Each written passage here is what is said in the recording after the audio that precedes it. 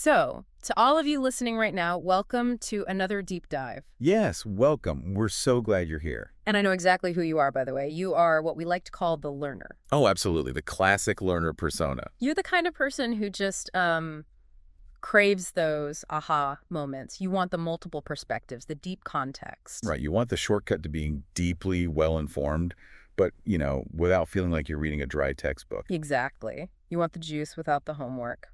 And today, man, do we have some juice for you? We really do. It's a fascinating topic today. So we're exploring one of the most iconic figures in modern Chinese literature, this historical giant, a thinker who basically shaped an entire century of thought. Literally shaped how millions of people view themselves and their history. But we aren't just reciting his famous quotes today.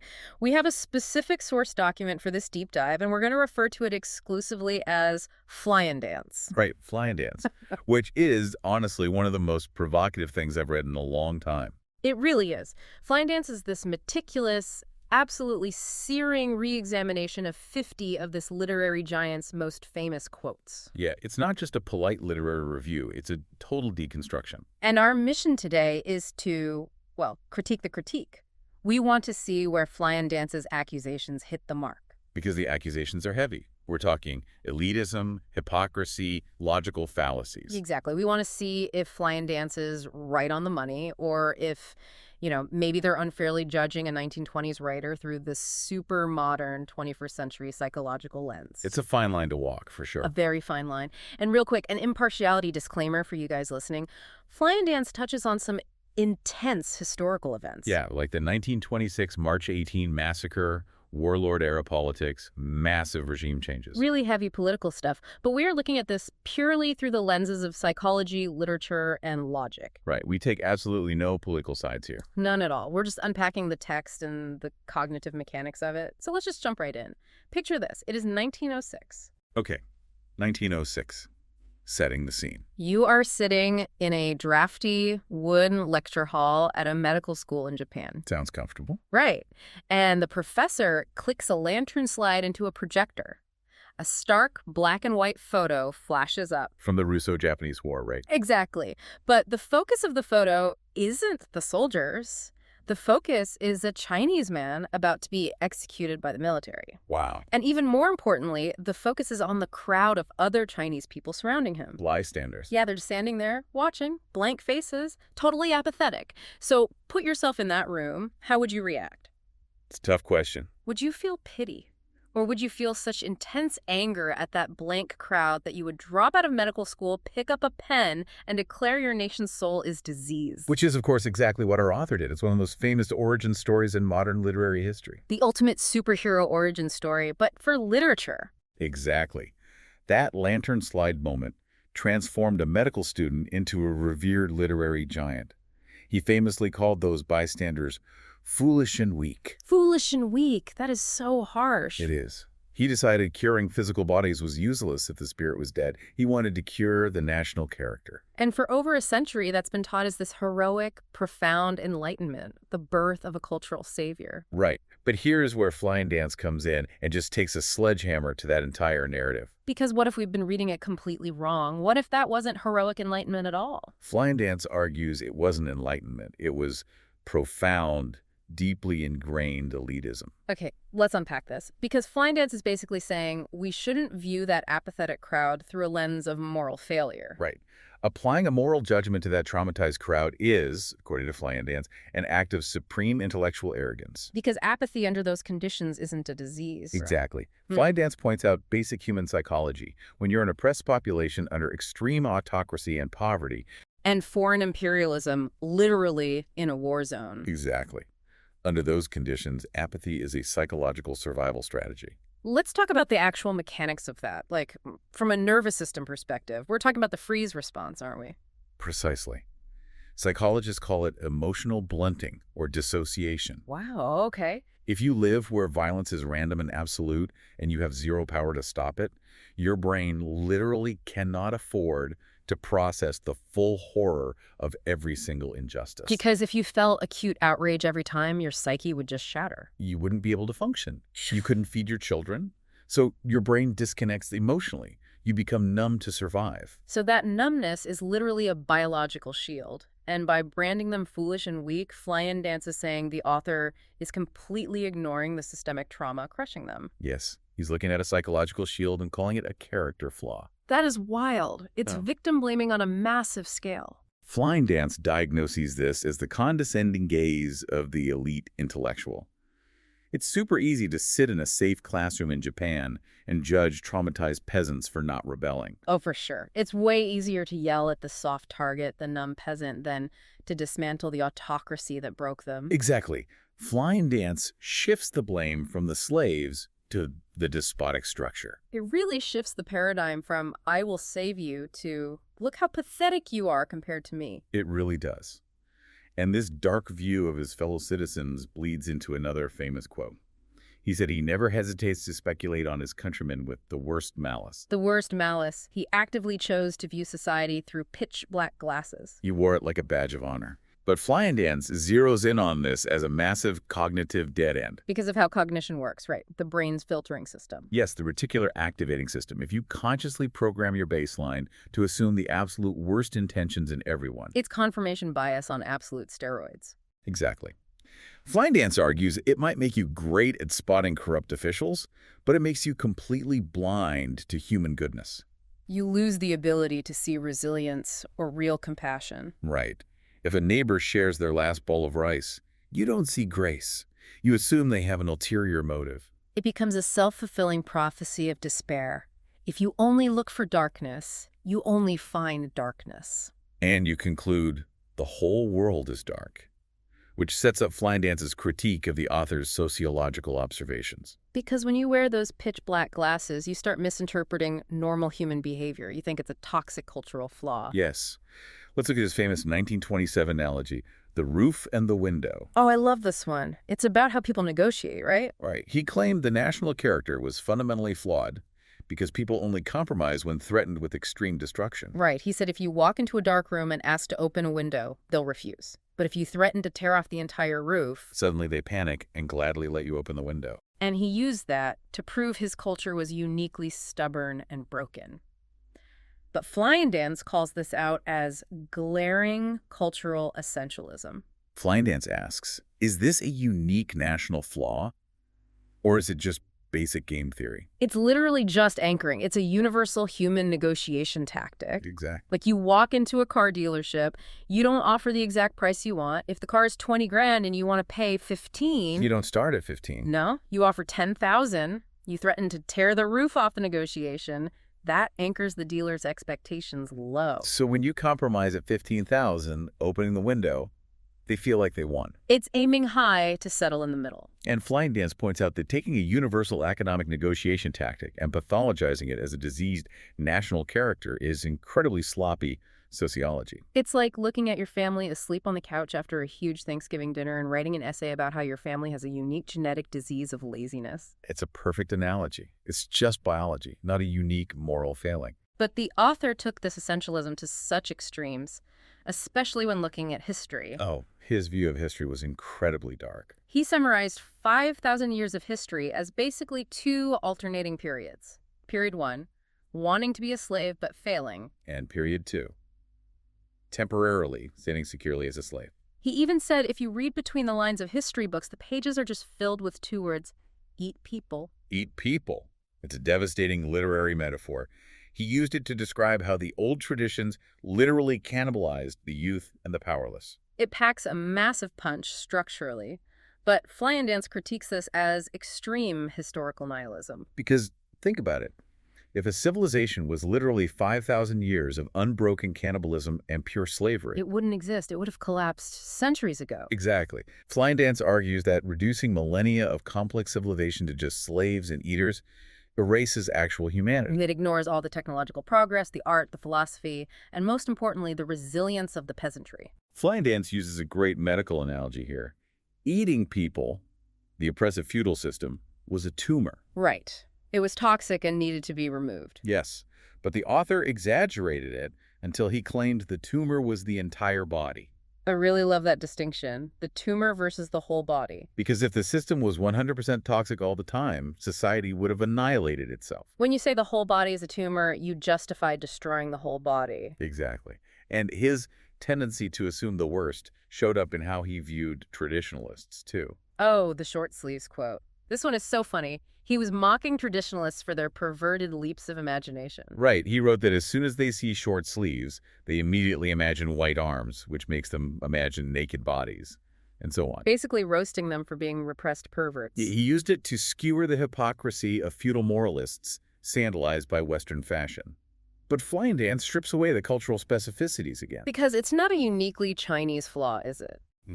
Not at all.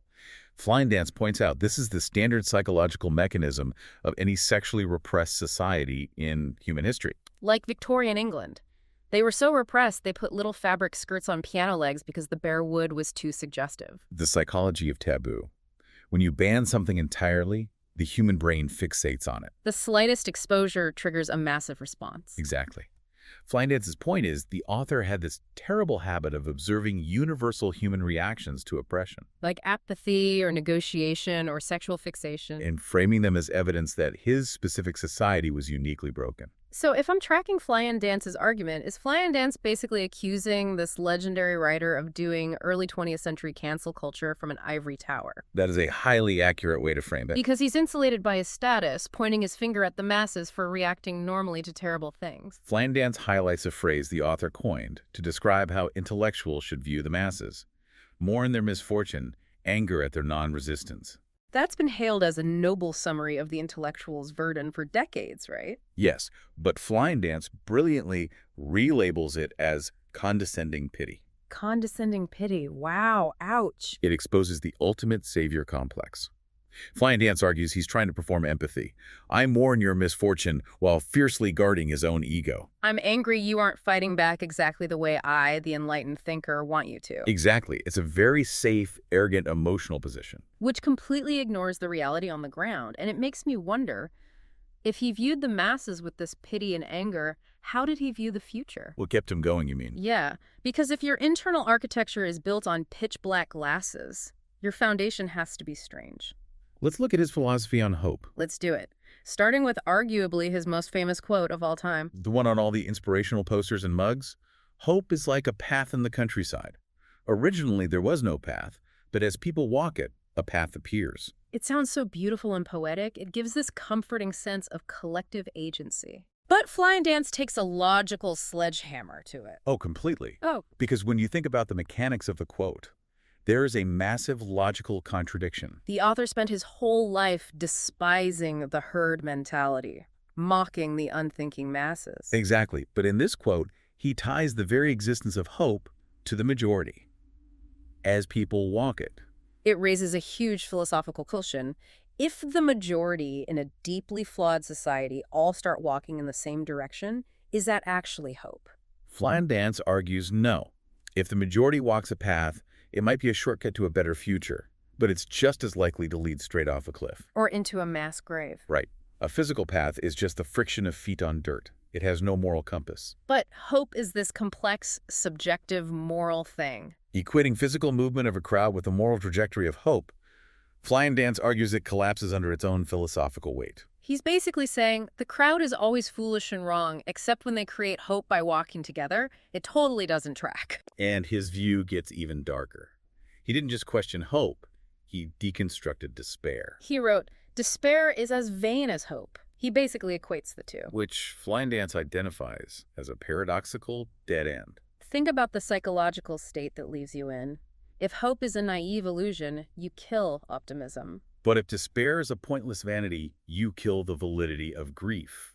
What is left? You have no solid emotional ground to stand on. Flying Dance argues this forces the individual into extreme, suffocating nihilism, a pathological state of rebellion just for the sake of rebellion. Because tearing things down is the only way to confirm you actually exist. You have no core belief system. It's like running on a treadmill of anger. You aren't going anywhere because hope is an illusion, but you have to keep sprinting just to feel your heartbeat. And that exhausting mental state leads to what Flying Dance calls the trap of silence. Oh, the author had a very dramatic relationship with his own voice. He wrote, "When I am silent, I feel full." When I speak, I feel empty. And he also issued that famous ultimatum, erupt in silence or perish in silence. Flying Dance is so ruthless with these quotes. For the first one, when I speak, I feel empty, Flying Dance diagnoses it as classic literati inner friction. Look at the behavior versus the words.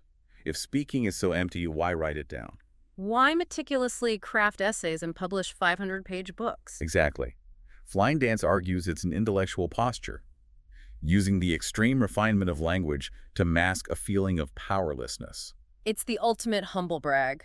My thoughts are so deep that communicating them empties their meaning, but here's my best sell about it. It's a complete ego defense. And that second quote, erupt in silence or perish in silence, Flying Dance flags as a false binary fallacy. He's using emotional rhetoric to claim there are only two outcomes to oppression: explosive revolution or apocalyptic destruction. But historically, sociologically, that's empirically false. Right. What actually happens when people are forced into silence? Mostly nothing. Silence usually just leads to more silence. People adapt.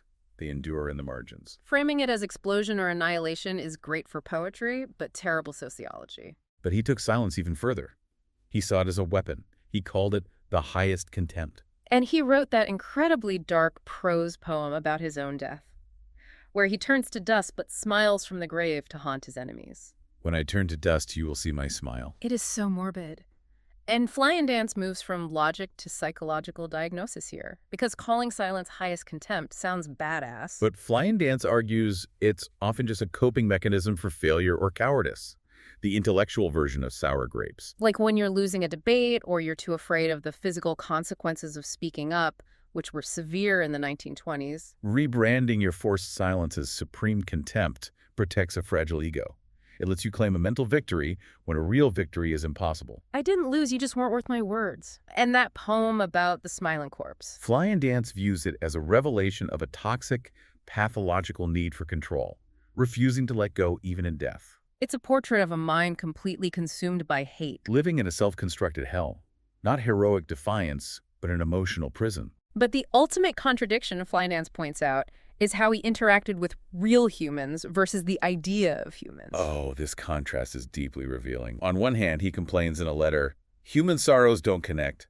I just find them noisy." He's literally hearing people crying and arguing in the city, and his only reaction is irritation, just noisy. But then later he writes this grand statement, "Infinite distances and countless people are all connected to me."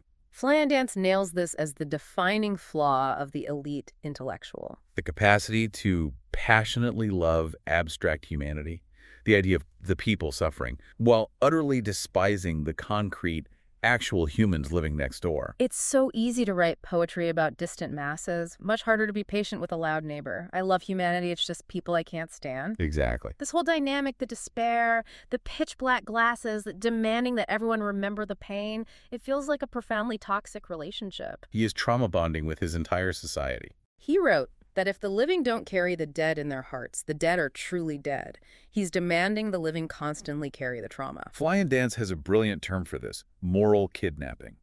It turns the world into a giant, suffocating graveyard. And Flying Dance provides such a profound insight into the evolutionary psychology of survival here, right?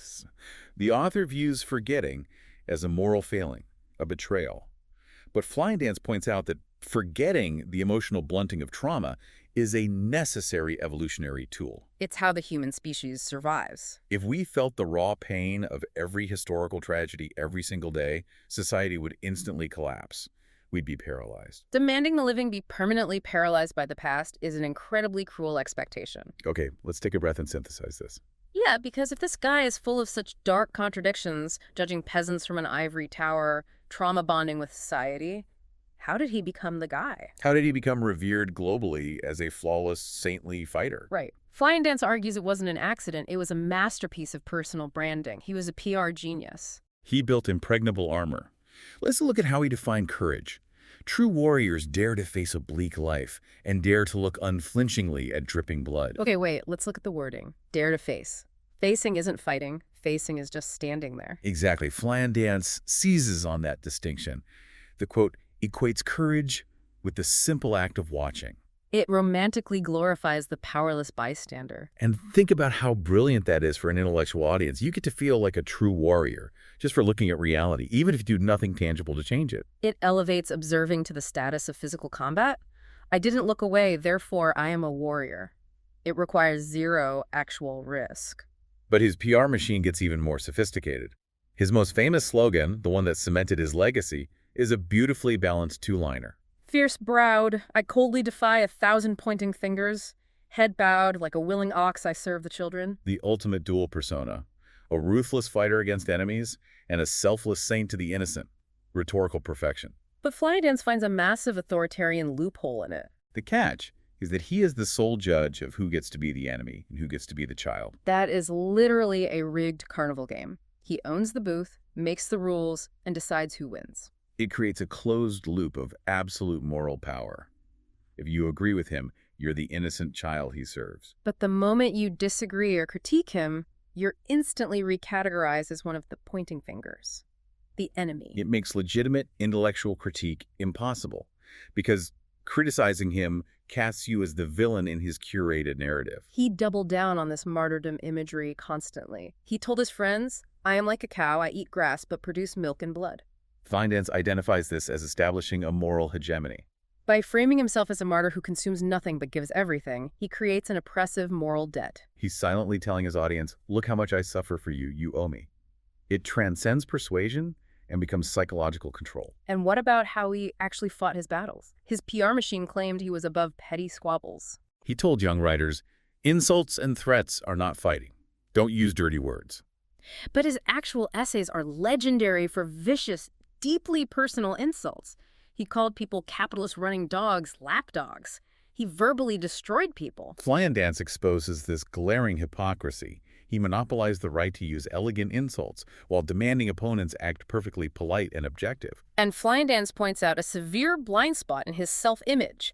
He preached that cowards draw swords against the weak and the brave attack the strong. Yet his career shows him ruthlessly mocking struggling students and minor writers with no platform to defend themselves. He constantly punched down while loudly claiming to punch up. But he had a brilliant defense mechanism for that hypocrisy too. When called out for being too mean, he said, I dissect others, but I more ruthlessly dissect myself. Flydance calls this a genius rhetorical trick. Moral immunity through public self-flagellation. Think about the psychology of an argument. If I cut myself open and show you all my flaws first, it becomes socially awkward for you to attack me. By admitting his darkness, he disarmed his critics. He used his self-proclaimed flaws as a shield to protect his knife. I know I'm cruel. I'm cruel to myself most of all. Argument over. Okay, I have to step in here and push back against Flydance just a little bit. Let's hear it. We are analyzing these quotes in a vacuum, but let's contextualize this. Shanghai and Beijing in the 1920s and 30s, the era of the White Terror. Real, actual physical danger. Literal warlord assassinations.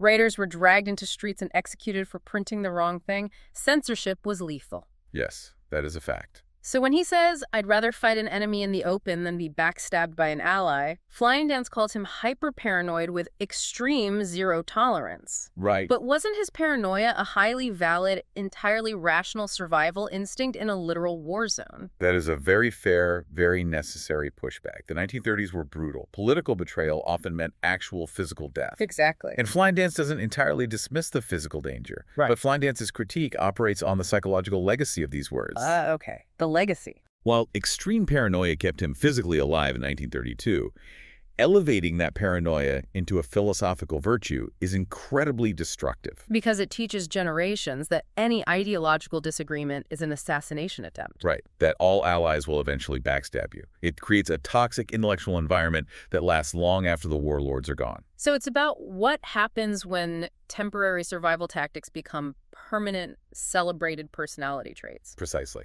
Which pulls us into how he used this weaponized moral authority on the youth of China. He was the ultimate youth mentor. Massive moral authority. And Flydance profoundly reevaluates the advice he gave them. In 1919, he urged the youth to emit a fraction of heat and light, and to just upwardly move.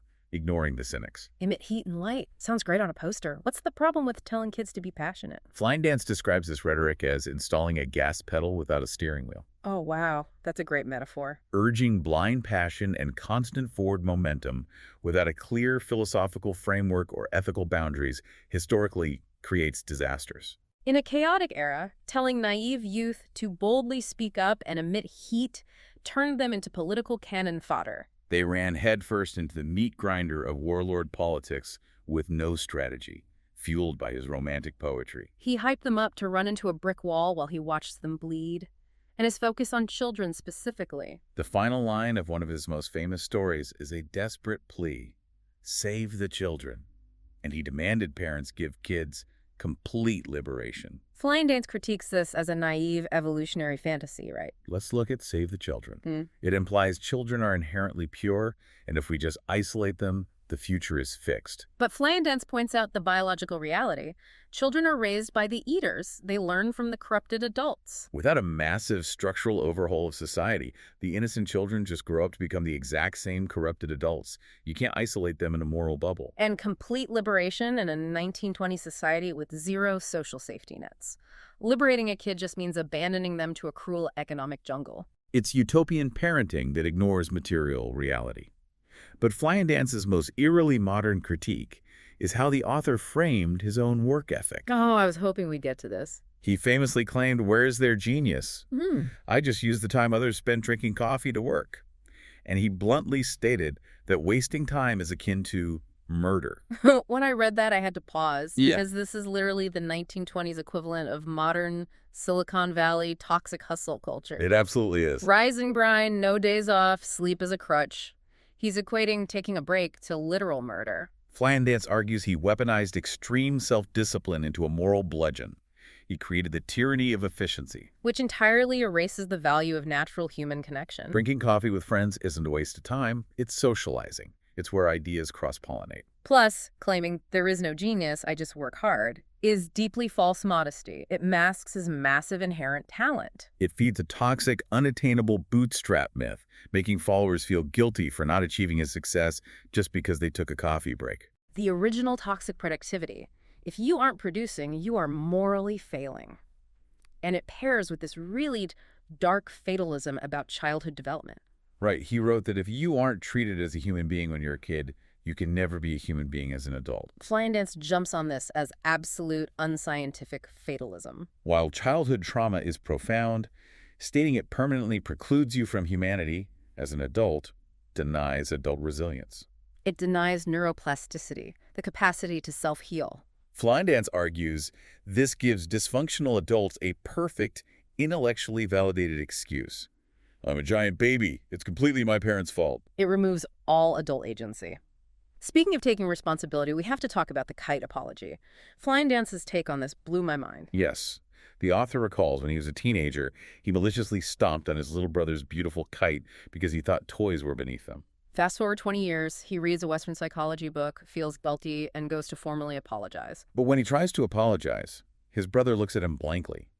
The brother doesn't even remember the incident. And this essay, The Kite, has been taught for decades as a moving exploration of deep guilt and repentance. But what happens when Flying Dance applies a modern psychological lens? Flying Dance completely dismantles it, calling the apology a narcissistic moral performance. Let's look at the mechanics of it. The brother doesn't remember. The brother is fine. Therefore, the apology isn't actually for the brother's sake. It's a mechanism for the author to cleanse his own conscience. He's using his brother as an unwitting prop in his own internal, heavily dramatized theater of guilt. It's amazing how Flying Dance uses modern therapy concepts on a century-old text. Making amends when the victim has moved on, doing it loudly, and writing an essay about how sad you are that they don't remember.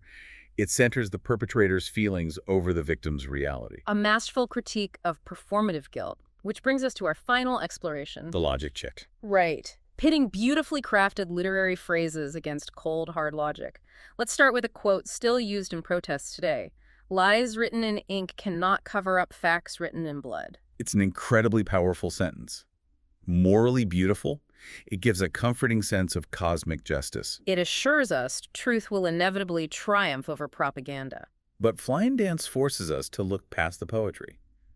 practically and historically speaking, the quote is entirely false. Because if you look at world history, ink absolutely covers up blood. Time and time again, the victors write the history. State-sponsored propaganda works incredibly well. Entire massacres and cultural erasures have been deleted by the stroke of a pen and the control of the press. Fly and Dance argues that relying on the romantic optimism that blood will always out leaves a population dangerously unprepared for state-sponsored historical erasure. If you believe truth automatically reveals itself, you don't fight as hard to preserve the ink. It's a comforting lie that breeds complacency. And here's another logically flawed quote relevant to modern politics. Greed for safety means no freedom. Wanting freedom means facing danger. Only these two paths. Fly and Dance diagnoses this as a violent, non-binary fallacy. He's forcing a false choice to heighten emotional stakes. Think about the trajectory of modern political civilization. Constitutions, the rule of law. The entire goal of a functional society is to balance safety and freedom. They aren't mutually exclusive. True freedom requires a baseline of safety. By explicitly telling readers they can only choose absolute dangerous freedom or absolute shackled safety, he's planting the seed of intellectual totalitarianism. Risk your life in violent revolution or accept your chains. It leaves no room for democratic compromise. And Fly and Dance catches him in some deep, almost funny hypocrisy regarding intellectual posturing. Oh, yeah. He viciously mocked the trendy literati in Shanghai who put on dirty peasant clothes and posed with shovels for authentic photographs. He hated the aestheticization of poverty. But Fly and Dance turns the mirror around. How did the author spend his life? He carefully curated his own posture, Posing as the eternally angry, eternally awake fighter. crafting his photographs to look stern and unyielding, crafting his rhetoric to project the solitary warrior. Fly and Dance asks, how is his curated posture any less artificial than the literati posing with a shovel? It's just a higher-end brand of posing, a devastating critique of his self-mythologizing. And Fly and Dance dismantles the practical application of his philosophy, too. The author argued, one must dare to face reality, to dare to think, speak, and act. The assumption is a linear progression. If you stare unflinchingly into the terrifying abyss, that clarity automatically translates into bold action. But Fly and Dance says psychology shows the exact opposite. When average humans stare into an utterly hopeless abyss without systemic support or psychological protection, the result is rarely courageous action. It's usually profound clinical depression and paralysis. Staring at the monster doesn't put a sword in your hand. The terror turns you to stone. And the final quote Fly and Dance tackles might be the most dangerous practical advice he gave. Don't be afraid. Only those who are not afraid have a path. Fly and Dance labels this the ultimate survivor bias. But okay, I have to step in here and offer a final defense of the author. Sure. We've spent an hour tearing his logic apart. But is Fly and Dance demanding a poet adhere to a strict legal contract?